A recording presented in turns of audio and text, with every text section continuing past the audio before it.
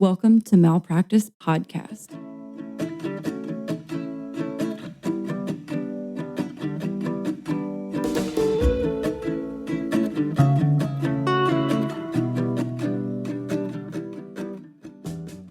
Are you ready to get started? Oh, shit. It was your turn to say it. It's okay. Are you ready to Wait. get started? You say it again. Okay. So are you ready to get started? I am, and I'm so glad that you got to say it today. It is my turn. I know you really like saying it, so... I do really like saying it. I do. Well, so what's new? Talk to us about your move. I am an Austin girl now. And yeah, my house, and by house I mean where I live, because it's definitely not a house with these prices. But it is like super cute, and it's just a lot to unpack, and Yeah. just been it's kind of a stressful time, but If you don't eat okay. If you don't eat a bowl of overnight oats as soon as you move to Austin, did you even move to Austin? Okay, I know you're saying that because I'm trying to be cool and hipster and healthy. Yeah. And I like made overnight oats. I like looked up this recipe. They're like, these are the best fucking overnight oats. They're so creamy, so delicious. I was like, okay, bitch. So I made them. I had like my saucepan going. I was like, ooh. No. It wasn't They were good. disgusting. Ugh, disgusting. I don't know if that's just how overnight oats taste. It was bad. Like it tasted like have you ever seen packing peanuts? Ew. Yes. Have you ever seen them wet? Ew. Yes. That's what no. it tasted like. I'm gonna be honest. I don't think I've ever seen a wet packing peanut. But that's what the fuck it tasted like. I mean, that sounds bad. It was. If I can be real with you. Hope, but they were super healthy. Like there was no sugar at all. Oh, so I think like that's part of the problem is like I should know myself. People play games. Like, you need sugar in there. People play games with you on that no sugar bullshit. I always try and be healthy, and then I 100% always regret it every single time. I just want to say to our listeners, I'm so sorry that I just burped into the microphone. Because I'm drinking a beer and it's making me burpy. And I don't know. I'm sorry. What else is new? So I'm like on TikTok. You can follow me, everyone, but I don't post any TikTok. Oh my God, so don't go follow her. I just watch TikTok, and I found this lady, and I hate her. And I think a lot of people do. You hate her? But she's like on TikTok about her keto calorie deficient diet, right? Okay, that's cool. Like if you're like all about food and you're posting new recipes for people, and like that's cool. She posts the same thing every fucking TikTok. Yeah. Like, bitch, we know you're about to eat half of a green pepper with some cream cheese and some everything bagel seasoning on it every day. Also, that's not like revolutionary. You're not changing the game by putting cream cheese on a bell pepper. I've been doing that shit since I was 12. I was like, I mean, I tried it. Let me be clear. Did I try it? Yes. Was I happy? No. You hate her, but also you tried it. Yeah. I went in and got some hot Cheetos afterwards. Yes. Well, that seems like what you should have done in the first. Start there. Start at hot Cheetos. I should just love myself, but I really am moving toward that. Just loving myself the way I am. Loving myself the way I be. Hot Cheetos. Well, my flavor is really Takis. My flavor of this month is really Takis. And I just love myself, Takis and all. I actually didn't know you liked Takis like that until my bachelorette party. Is that because when you were like, fuck yeah, the Takis? I was like, okay. I was really hungover and someone brought Takis and it changed my whole outlook on life. You were like, this is the shit. This is actually the jam. Takis are the jam. This, yeah. People are playing games if they're not getting Takis. I used to buy them when I was teaching, and I would always be like, "Don't eat these; they're bad for your stomach." But I would buy them for the students. And then the first day I had one, I was like, "Oh, this is good." I think they really are bad for your stomach. Like, I think they're supposed to give you like ulcers and shit, but I can't help the way my life is going at this point. And look, I'm not a doctor, okay? I'm not a nutritionist. And like, I'm not about to do an ultrasound to figure out if any of that is We're also true. not giving medical advice on this show, technically. So eat Takis, don't eat Takis. Do you, Mal Pals? That is your business. Follow weird TikTokers. Don't follow them. That's your business. That's the other thing. I don't know how I keep getting that lady because I don't follow her. And I'm like in gay TikTok, not in like right. healthy eating TikTok. I don't know. TikTok's heard that you made some overnight oats and they were like, oh, I bet she likes this bitch.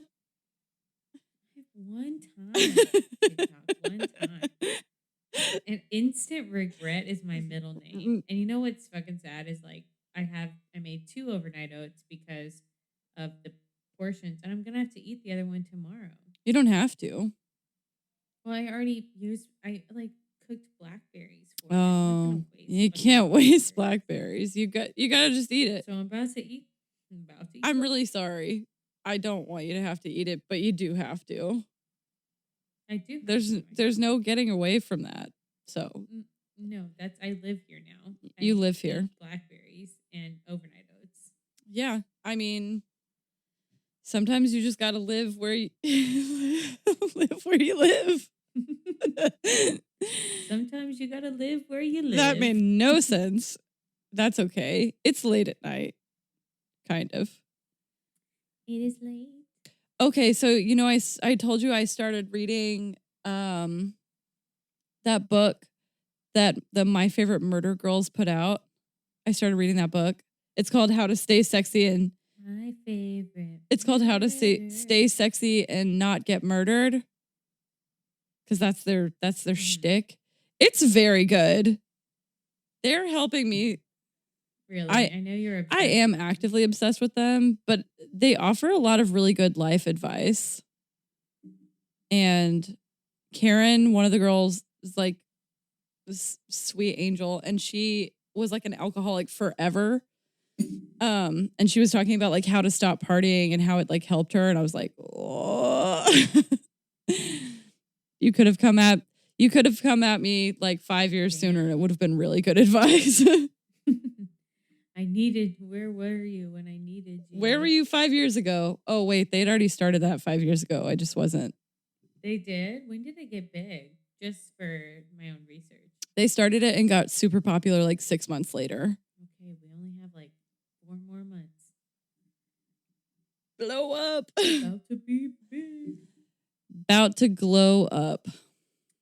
You know, this podcast, it's on its way to the top. To be a podcaster. Okay, I want to know professionally all the things that you have ready for us today. I have a lot of things ready. So first of all, I just want to start with my internal struggle because I had this whole episode prepared, and that's the episode that I'm going to deliver today. And it's about Henrietta Lacks, and it's very cool. And then last night, I started watching this documentary about mummies. I got so distracted, and I was like, our listeners would like to hear about mummies. And Eric was like, let's get it. Yeah, I love mummies. That was his vibe. But so I'm going to do, maybe next week, I'll do a mini-sode with mummies in it. I don't think you need to do a mini-sode. I think you need to do a full mummy episode. Like, I told Michelle, I thought you were doing that mummy one today. So I was like, Michelle, yeah. She was like, what's this one on? Like, she's all invested. And I was like, mummy. And she was like, oh. Like, she liked it? Into it. Okay. And she well, is I have a a lot hard of one to please. She is a hard one to please. She has lots of strong opinions. Yeah. And she's not willing to, she won't pull punches for you. Like, she'll just tell you how she feels about it. So I'm glad that she was interested in mummies. Yeah, sometimes. but in a nice way. And I think that maybe not next week, because next week is you, but maybe the following week I'll do mummies. Maybe it won't be a mini-sode. We could have like a Merry Mummy Christmas and you could do one about mummies. I love it. A Merry Mummy Christmas. It's very cheesy and I actually love it. Speaking of which, our episode last week aired the day before Thanksgiving and we didn't tell people happy Thanksgiving, but I hope you ate something or relaxed a little that was good for you. I hope you had a happy time safely with people that you cared about. I mean, yeah, like honestly, eat a turkey, don't eat a turkey. Do what you got to do. But at this point, just do whatever gives you a little bit of like sanity and mental health. Are you ready to rumble? Let's talk about Henrietta. Yes, I'm fully ready to I'm rumble. Like, very excited. Okay. Are you ready? I am excited because I didn't peek. At it. I'm even more excited because I really don't know. Oh, yay. So it's like genuinely off the cuff. Perfect. Okay. So I wrote an intro and now that I'm reading it, I hate myself. The intro that I wrote is, "Hey kids." Kill me. We'll forgive you, barely. Okay. So today I'm going to talk about a really important story of medical erasure, aka how the medical industry screwed over Henrietta Lacks and her family for generations to come. Oh, God. So. Of course they did. Yes, correct. So I want to start by reading a super brief excerpt from a book called The Immortal Life of Henrietta Lacks, and it was written by a woman named Rebecca Skloot. That is a name. Correct. Okay, here it goes. There's a photo on my wall of a woman I've never met. Its left corner torn and patched together with tape. She looks straight into the camera and smiles, hands on her hips, dress suit neatly pressed, lips painted deep red. It's the late 1940s and she hasn't yet reached the age of 30. Her light brown skin is smooth, her eyes still young and playful, oblivious to the tumor growing inside her. A tumor that would leave her 5 children motherless and change the future of medicine forever. I'm pretty sure that she, like most of us, would be shocked to hear that there are trillions more of her cells growing in laboratories now than there ever were in her body. What do you mean? So wait. Mm-hmm. There are trillions more of her cells growing in laboratories now. Yes. What are we talking? Like, how many cells? So, scientists estimate that if you could pile all of the HeLa cells grown from Henrietta Lacks' body onto a scale, they'd weigh more than 50 million metric tons. Another scientist calculated that if you could lay all the HeLa cells ever grown end to end, they'd wrap around the Earth at least 3 times, spanning more than 350 million feet. In her prime, Henrietta herself only stood about 5 foot tall. Okay, what the hell? Tell us. Oh, we about to get into it. Okay. So Henrietta Lacks was born in 1920 in Roanoke, Virginia, to Eliza and Johnny Pleasant. Oh, that's a cute name. Eliza and Johnny Pleasant, they're cute, yeah. Yeah.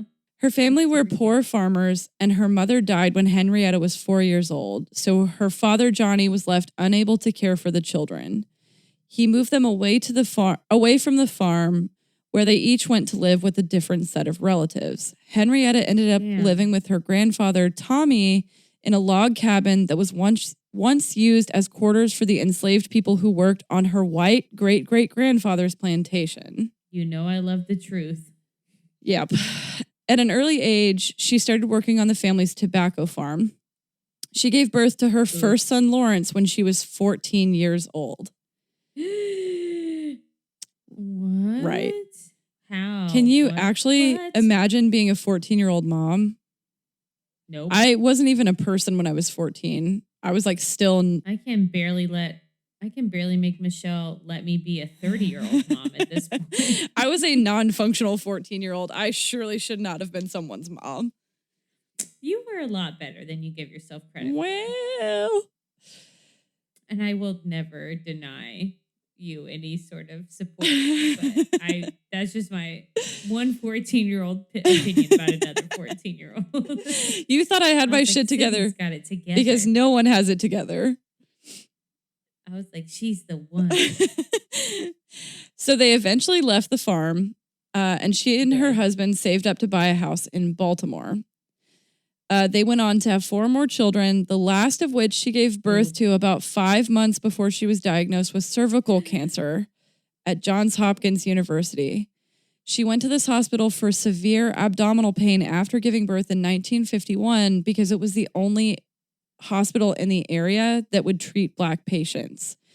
And a really interesting thing that I found out about Johns Hopkins is the founder of Johns Hopkins actually left in his will all of the money to care for the hospital, but he said the only way that he would allow that money to keep going to the hospital is if they agreed to see Black patients. So that's something kind of cool. Shout out to that person. I mean, he probably did some other crazy stuff, but at least he had that going. So, okay. Damn, no one is ever fully good. I mean, I can't say for sure. Allegedly. Oh, there you go. Yes, don't sue us. Please, Johns Hopkins, we cannot afford a lawsuit with you. So we lose. Basically, Henrietta was told she had a malignant epidermoid carcinoma of the cervix, but it was later found that she had actually been misdiagnosed, and she actually had adenocarcinoma. Doctors say that at the time, the mistake was relatively common and probably wouldn't have changed her treatment at all. She was treated with radium tube inserts as a form of what's called brachytherapy or radiation therapy, where radioisotopes are injected into your body. And the whole point is that they basically destroy whatever tissue they're in contact with. Oh my God. And this is in the 50s? Yes. So early radiation therapy. Then. Imagine how stressful that was. Yeah. Yeah. Oh, that's so tough. Unfortunately, she went through all of that, and then it wasn't enough to save her. Henrietta died about a month after being admitted to the hospital. An autopsy found that the cancer had metastasized throughout most of her entire body. She was buried in an unmarked grave in a family plot in Virginia. So... Oh my... So wait... So you said all her cells are like running around. Yeah. How is that if she is buried? Explain yourself, well, science. That's a very good question. So during the course of her treatments for cervical cancer in 1951, her doctor, who was a man named Howard Jones, without informing her or asking for her permission, where this is about to go. He basically went up and snipped cells out of her cervix and gave them to a physician and cancer researcher at Johns Hopkins named Dr. George Gay. Unfortunately, taking patient samples and passing them around to other doctors and researchers was not at all uncommon or even illegal at the time. People did it constantly. Well, that's not a surprise since we know people impregnate people with their own sperm. So nothing surprises me anymore. That's not unfair. So basically what was special about these cells is Dr. Gay started performing tests, and he found something really strange about the cancer cells specifically that he had collected from Henrietta's body. He found that he could place the live cells in a dish and grow them continuously without killing them. This was the first use of a known cell line. And cell lines are now an incredibly common tool in biology labs. They're basically used for research because they are able to proliferate or multiply indefinitely. So you can start with one cell and end up with lots of cells. And they're quote unquote immortalized. That's like the biological term for it. So living cells can be experimented on for years and years to come. So they just keep reproducing and they don't die. Oh, wow. That's crazy. That is weird. Yeah. And Henrietta's cancer cells that were growing in her body were the first ones that they ever found these properties for. So basically, Dr. George Gay handed them to his assistant, and the assistant labeled them HeLa cells because her name was Henrietta Lacks. So it was the first 2 letters of her first name, first 2 letters of her last name, And that's how the Gila cell line was born. Dang, so that's still so Oh, yeah, it's still let's happening. just put this in perspective. This Black woman Mm-hmm. goes to the hospital, has cancer. The doctor takes her cells and does what he wants with them. Oh, well, that's not shocking, unfortunately, at all. Yeah, no, right. So since that, right. So since that time in 1951, over 80,000 scientific articles have been published about research done on HeLa cells, taken from a poor Black patient without her knowledge and exploited throughout the history of modern biology research.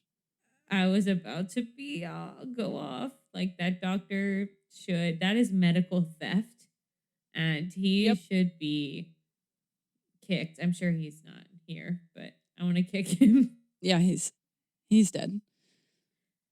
So, Okay. sorry, you said how many articles? I was just focusing on wanting to kick that doctor. So there have been 80,000 scientific articles published with research done on HeLa cells. That doesn't feel like a real number. I know. What are they insane. writing about? Like, what are these cells even used for? There have been some really amazing breakthroughs made with HeLa cells. They were the first successfully cloned human cells in 1953. They were used to test the first ever polio vaccination.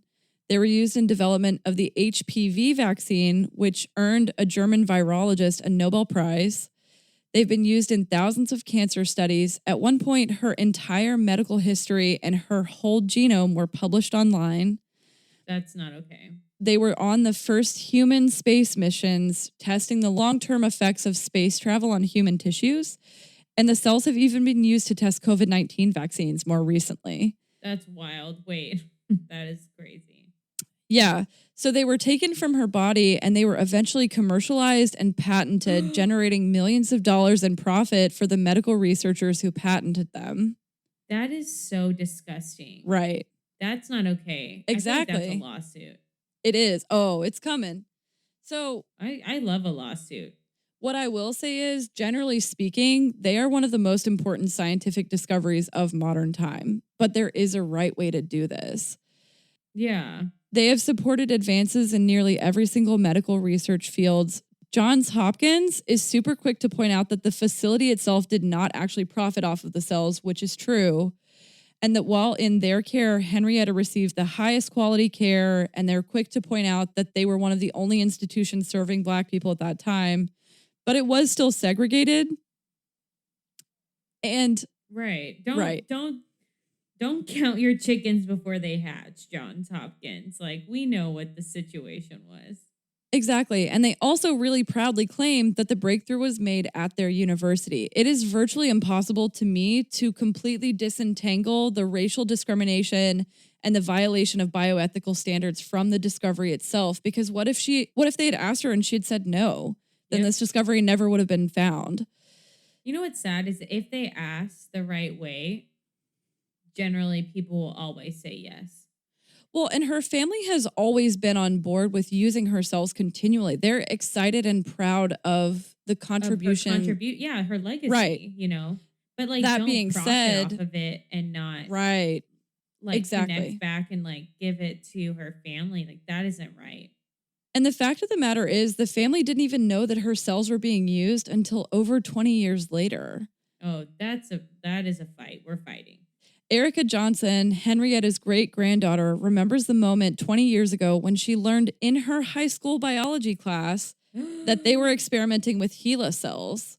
She said, "This is my great-grandmother I'm holding in my hands," calling it a very surreal situation. That is so not okay. It's very traumatic. Can you imagine? No. And so, for decades after her death, doctors and scientists failed time and time again to get consent from her family as they continued to work with her cells, publish her name, publish her medical record publicly, and generally continue to profit off of her physical presence because those are her cells that her body made. That is so wrong. And you know what? If it had been anyone else at that time that wasn't a Black woman, this would not have happened. You know what I mean? It's like, yeah, dang, like, doesn't, okay, so I don't even know what to say, but I feel like that is some sort of like medical theft, and it needs to be like punishable by like that. No one should be able, all the Nobel Prizes, all the awards that they got off of her cells, they should be stripped of those. That's what I think. Yeah, I mean, Sorry about hard. your HPV vaccine. Like, that's cool and all, but that's not okay. The right way to do it, that's not the right way. Or like give Yeah. the Nobel Prize to her name. What I You will don't say need is to that, do all that. yeah, I mean, they definitely should have at least like credited her or thanked her or something, because I will say that like the one thing that I will say is an absolute positive about this is that current estimates say that HeLa cells, the research that has come out of HeLa cells, have saved over 10 million lives to this day. I mean, I'm glad good came of it, because I feel like, you know, if her family is, I don't know, I feel like that's what people want. You know, Yeah. if you're have cancer and you know, you're not going to survive, or like there's a slim chance, you want to at least contribute to the greater good. Yeah. But it's like not without, like, come on, give up some piece of that. Well, and it feels like all you had to do was ask. Like if you had just Right, and asked, credit her. ask and credit her, and it would have resolved the whole like stickiness of the situation. So August of this year marks what would have been the 100th year of her life, and many think it's time to reassess who exactly is profiting off of HeLa cells. Turn up.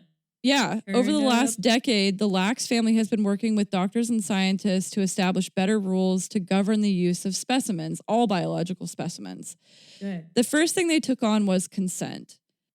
As always, that As is our always. number one. That is, it should be Malpractice podcast. Do you have consent? Yes or no? Honestly, that's our first shirt. Our first piece of swag is going to say always get consent or something funny. Literally. Yeah. So the NIH director, or the National Institute of Health director, Francis Collins, says that he wants to change what they call the common rule. And the common rule is a set of policies that protect human participants. So the changes that he, alongside the Lacks family, wants to implement would require that consent be obtained from anyone who biological specimens are taken, especially before they are used in research. Many say that these modern changes have been spurred forward by the Black Lives Matter movement in the current climate of reckoning with racial justice, because everyone is recognizing for the first time that Black people have served as involuntary subjects for medical research for far too long. I love that. Turn up. Yeah. So in 2018, a lawyer representing the family announced that they were going to seek guardianship of the cells. The lawyer's name is Christina J. Bostic, and she said, the question we are dealing with is, can the cells sue for mistreatment, misappropriation, theft, and for the profits earned without their consent? However, the statute of limitations for medical malpractice expired long ago. So they're using some creative litigation to try and help the family. There are 17,000 U.S. patents currently existing that involve HeLa cells, which are theoretically continuing to make money, is what Bostic says. That's what's the problem. That's the problem. Right. So the petition she's writing argues that guardianship should be appointed to speak in the best interest of a person who is not competent or otherwise to protect their property. Since Henrietta Lacks is obviously no longer living, she is not able to protect her property, right? Right. She says, I can approach it as saying Henrietta Lacks is a person who is continuing to be represented in life by her living cells, or that Henrietta cells themselves are Henrietta Lacks. Yep. And in doing so, she is still living. Or her cells are property of the state because they belong to her and require protection because she's now deceased and can no longer speak on behalf of her own property. So they're using some kind of creative litigation to get around that malpractice statute of limitations that expired a long time ago. It makes sense, though. That outline of those two lanes of possibilities make a lot of sense to me. Exactly, same. And she ultimately hopes that the family will finally see some profit from the years of exploitation their genetic information has suffered. Literally. The family members have not received profits gained from the research of these cells, nor have they received adequate compensation from the book, The Immortal Life of Henrietta Lacks, or the HBO movie. This is what the oldest son, Lawrence, says. And the book was written, there's some family drama in here. So the book was written by Rebecca Skloot with the help of Deborah Lacks, the oldest daughter of Henrietta Lacks. But Lawrence, the oldest son, basically says that they weren't given enough money. He didn't want to consult on the book. And there's an HBO movie where Henrietta's daughter, Deborah Lacks, is actually played by the Queen, Oprah Winfrey. And they paid 5 family members as consultants. Lawrence, the oldest child who is against all of this, refused to consult on the film. He said he disagreed with the way that the family was portrayed. And he's like, although some family members have endorsed the book and the movie, I feel like it's unfair that some family members have been excluded from their opportunity to like give these big speeches. He says, it's not about the money. My family has had no control of the family story. No control over my mother's body, no control over my mother's cells, which are still living and will still make more tomorrow. Yeah. I also feel like that should be I don't know, like, I mean, people, I guess, do what they want, but there's some sort of like ownership. Like, when our parents die, they will leave things to whoever in a will. Like, Right. and that person will then have control over that thing. So it feels like even though family members have different opinions, some individual should have like charge over these things to make those decisions. Well, and in terms of like genetic information being published online, like the kids have a say as strong as anyone because that's half their genetic information too that's being published openly online. Yeah, I don't like that at all. And I think a big part of it is about the story, right? Like he has a really good point that they weren't able to control the narrative or the story about her life. And did they even want it? Right. Like they probably didn't want to be a movie. There's one Nature article that says, and I think this is really sweet. The cells are not the only thing in her story. There's so much to her story. Henrietta Lacks loved to cook. Spaghetti was her favorite. And she loved to dance, often with one of her children in her arms.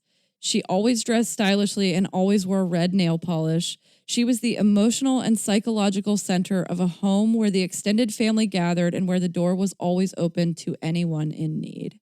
Yeah.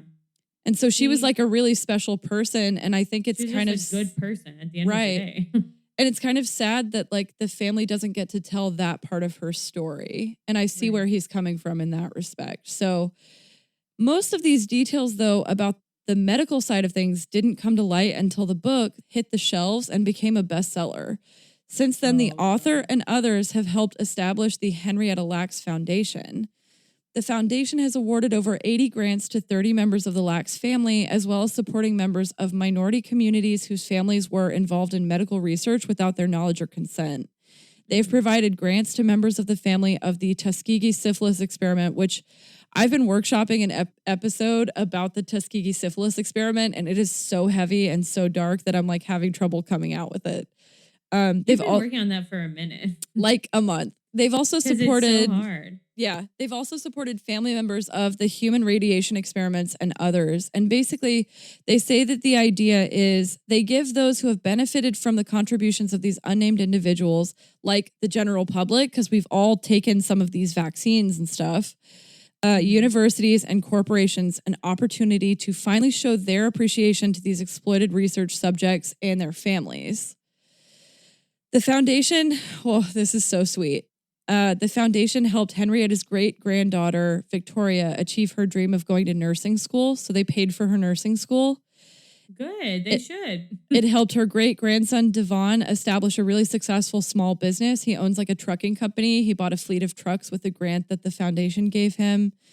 It gave her daughter-in-law the funds she needed to get cataract surgery that literally returned her actual sense of sight, Good. In 2010, Roland Portillo, a faculty member at Morehouse School of Medicine, a historically Black college or university, who now sits on the board of the Henrietta Lacks Foundation, who was actually the first ever Black student to study under Dr. George Gay, he donated a headstone to Henrietta's family that they placed over the unmarked grave where she had been buried, and it reads the following: Henrietta Lacks, in loving memory of a phenomenal woman, wife, and mother who touched the lives of many. Here lies Henrietta Lacks, in parentheses, Gila. Her immortal cells will continue to help mankind forever. Oof, that almost got me. Eternal love and admiration from your family. Well, good. Like that's really good, and I love that all these beautiful things happen. But as the cynic that I am, I'm like, did they get their money though? Like the huge companies making trillions of dollars off of her stolen cells ever pay her family anything, or are they major donors to the foundations? Actually, this is super topical because a few weeks ago, a major biomedical research organization, the Howard Hughes Medical Institute, gave a massive six-figure gift to the Henrietta Lacks Foundation, and they said specifically to be used as reparation for their use of HeLa cells. Good. Yeah, reparation is right. Call it what it is, friend. Similarly, another UK-based biotech firm called Abcam, which we use Abcam stuff in our lab, also gave a large unspecified amount to the foundation. Francis Collins, the director of the US NIH that we talked about earlier, who's trying to change the consent laws, is actually giving an unspecified amount of a 2020 Templeton Prize he won that's worth $1.4 million. He's giving in a large unspecified amount to the foundation. Rack it up. I think that it's good that people are owning up financially, but I still think like those are what 4 or 5 instances where there should be like 25, you know? Yeah. Yeah, no, you're not wrong. What I will say that I think is really super special is Henrietta was recently inducted into the National Women's Hall of Fame. And in order to honor her legacy, the World Health Organization launched a centennial celebration since this would be her 100th year of life, supporting a global movement to eliminate cervical cancer. That's good. That is nice. That's what she needs. So lots of good is now being done like in her name. To me, hearing everything that I've heard about her and reading everything that I've read about her, and I think the book, The Immortal Life of Henrietta Lacks, goes even more into her backstory, and she seems just like an absolutely incredible person. I feel like the idea that she has basically played a significant role in saving 10 million lives, like she's not getting the thanks that she deserves from the people who are benefiting, but you have to think that that's like it's such a crazy contribution. Like almost no one in the history of ever can say that they saved 10 million people. It is a good thing. Like she's the kind of person who cares, right? Who would be like, yes, I would do that. I would love to do that. But because the choice wasn't given to her, it feels gross. I will say also, like all of these people, all of these scientists who work on this, because I read another story recently where they were there's a Native American tribe and they had taken their DNA and said that they were doing something with it and then did other things with it. I'm not making excuses for anybody, but what I think happens is I think that they get so wrapped up in their contribution to what they think they're doing for the world that they almost feel like it's justified. And it obviously never is. I just think like it's like a God complex a little bit. It's like, well, I'm gonna fix, it's just like that. I keep talking about that guy, that doctor. He's like, I'm gonna give everyone a baby with my good golden sperm. Ew. And it's like, okay, chill. You need some chill. I don't know. Felt right. Golden sperm sounds like an Austin Powers supervillain. It sounds like a brand of condoms or something. We should take that out. Yeah, we're leaving it in. It's hilarious. But thank you for sharing that, Sydnee. I like that. I like that we're giving a platform for her story and her family too. And I hope that we can follow up maybe in a couple months and find out they're getting more, or like the lawsuits move forward. Yeah, I set a Google alert for Henrietta Lacks and HeLa, and so if anything comes up, we'll keep you guys posted. Yay! Otherwise, that's the episode. That's the episode. Thanks for listening to Malpractice Podcast. Do do do do do do.